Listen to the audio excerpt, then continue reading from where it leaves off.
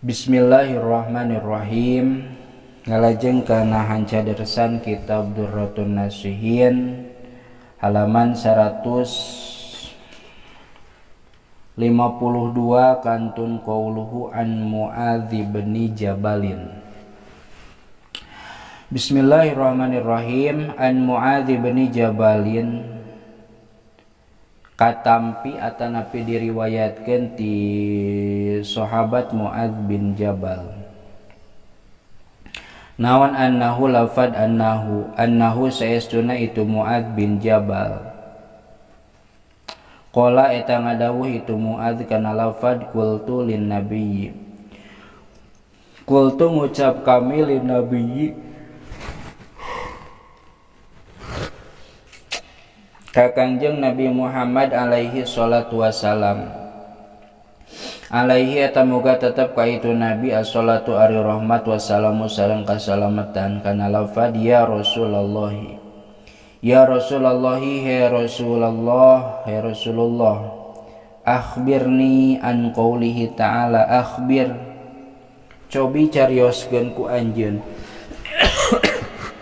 nika kami an qaulihi tina dawuhan Allah ta'ala barina mahaluhur Allah lafad yauma yunfakhu fis suri. Yauma yunfakhu dina poean ditiup naon fis suri dina songsong alam patatuna maka daratang aranjeun kabeh afwajan barina anu ngobrol. Afwajan ngobrol naon afwaja barina anu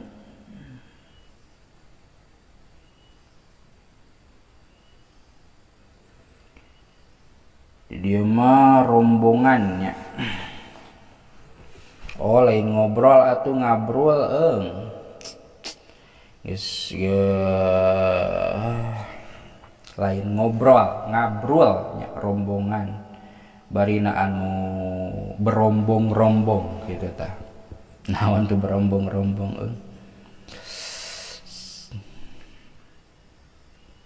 gitulah ngarombongan.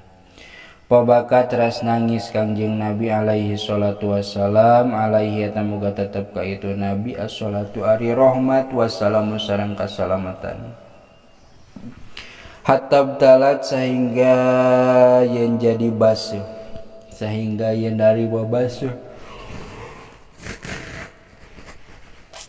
Naon siabuhu pirang-pirang anggeanana Kangjeng Nabi min dumu ainaihi tina pirang-pirang cai socana, cai dua socana Kangjeng Nabi. Faqala maka ngadawuh itu Kangjeng Nabi ya Muadz kana lafad ya Muadz.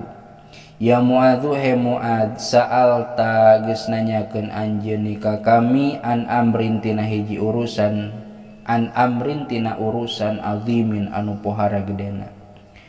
Tuhsaru bakal dikumpulkeun saha umati umat kami alasnai asyara sinpan. Alasnai asyara kana 12 naonana sinpan golonganana.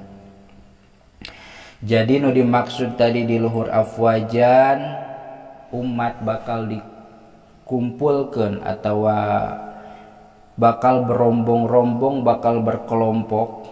Maksudna umat kami teh bakal dikumpulkeun netepan kana 12 kumpulan, 12 golongan, 12 kelompok.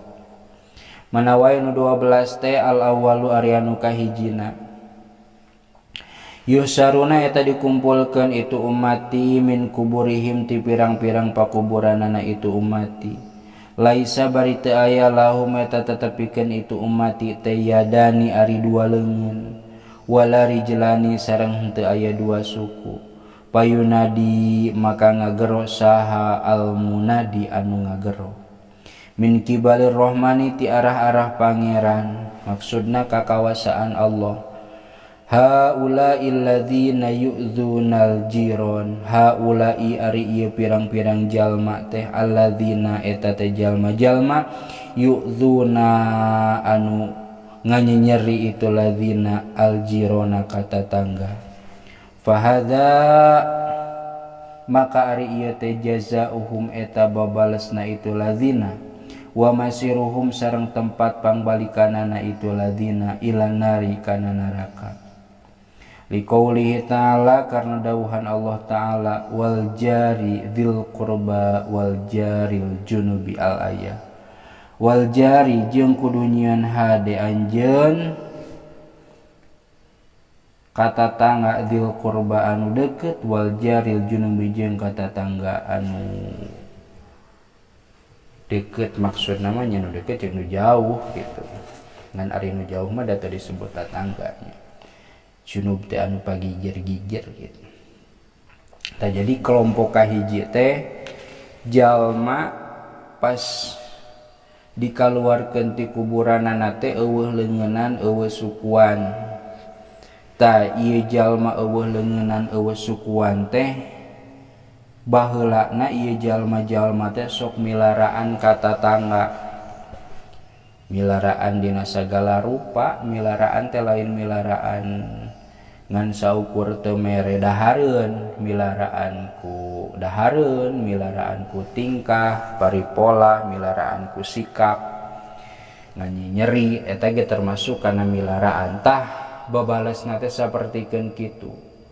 Wa masiruhum ilan nari oge pangbalikanana teh kana neraka lamun teu taubatna.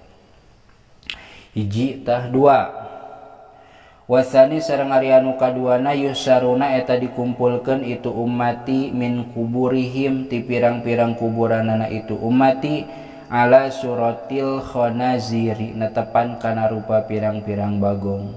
Payunadi tuluy ngagero saha al munadi anu ngagero min kibali rahmani ti arah-arah pangeran. Haulai ari itu umat teh eta alladzina pirang-pirang jalma yatahawanuna anu ngalalawurakeun itu ladzina bis sholawati kana pirang-pirang salat.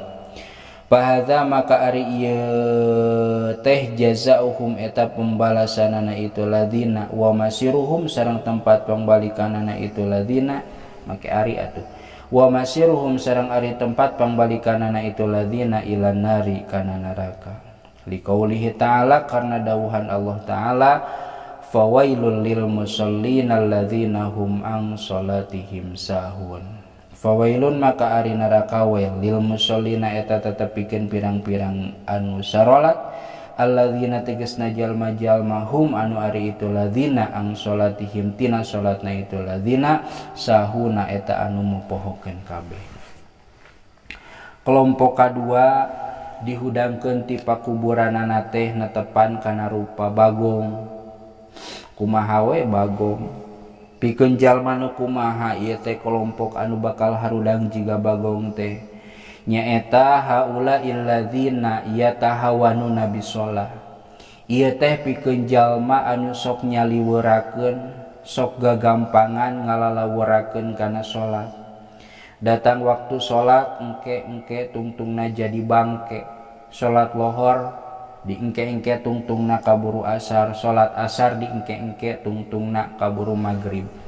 Bari teu aya uzur.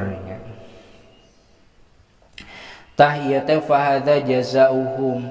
Tah ieu teh balesanana balukarna jalma anu ngalalawurakeun kana salat maka pas hudang ti pakuburan teh bakal netepan kana rupa bagong.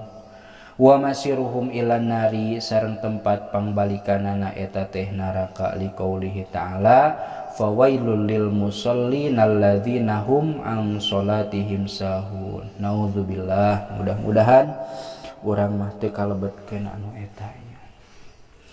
As-salisu cekap heula wallahu a'lam bissawab.